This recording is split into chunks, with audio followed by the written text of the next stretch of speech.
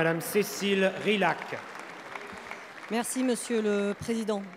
Ma question s'adresse au ministre de l'Éducation nationale. Monsieur le ministre, il y a quelques semaines, un syndicat a programmé un stage de formation destiné aux enseignants avec 2 ateliers en non-mixité raciale, c'est-à-dire réservés aux non-blancs. Cette formation propose de débattre de problématiques autour du racisme au sein de l'éducation nationale.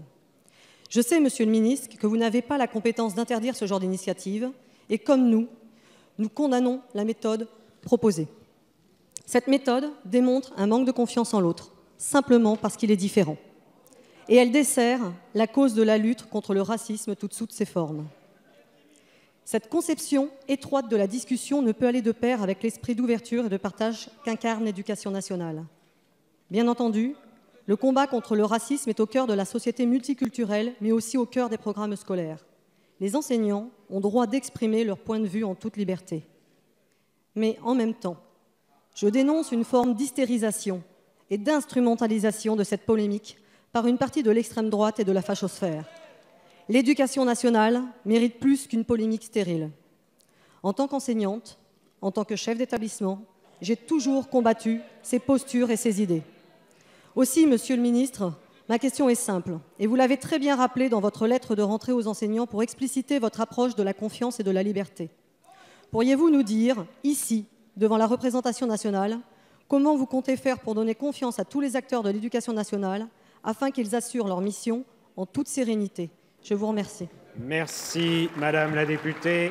La parole est à Monsieur Jean-Michel Blanquer, ministre de l'Éducation nationale.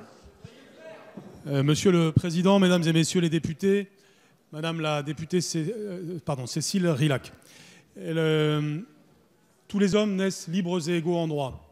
C'est l'article 1er de la Déclaration du 26 août 1789 qui, je pense, est à l'origine de l'engagement de tous les membres de cette Assemblée.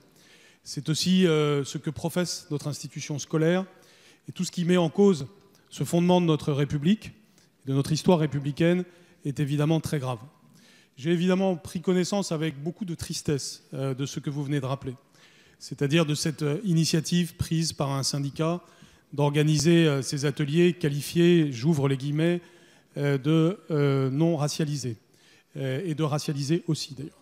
Je ferme les guillemets. L'expression même utilisée est absolument scandaleuse. Elle ne peut pas avoir sa place dans l'éducation nationale.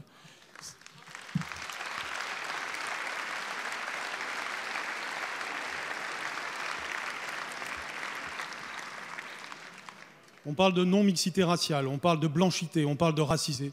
C'est-à-dire les mots les plus épouvantables du vocabulaire politique sont utilisés au nom soi-disant de l'antiracisme, alors qu'en fait, ils véhiculent évidemment un racisme. C'est pourquoi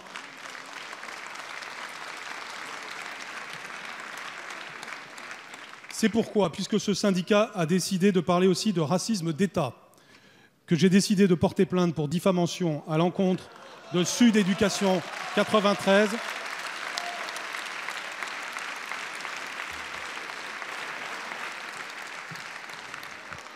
En vertu de l'article 29 de la loi du 29 juillet 1881.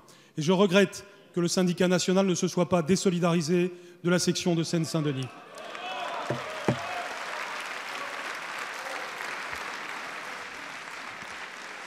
Je porterai ces faits à la connaissance du procureur de la République pour qu'il donne les suites nécessaires. Je pense que nous devons avoir l'unanimité de la représentation nationale contre cette vision de l'homme. Merci. Monsieur le ministre.